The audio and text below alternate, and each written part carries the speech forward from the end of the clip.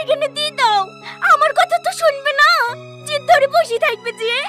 ছেলে গলা ধরে দিতে যাবে না তো কি করবে? ও গলা দৌড়েই দেখ বা মরেই যাক, আমি যেখানে বি ঠিক করছি ওখানে বি করতে হবে, এটাই আমার শেষ কথা।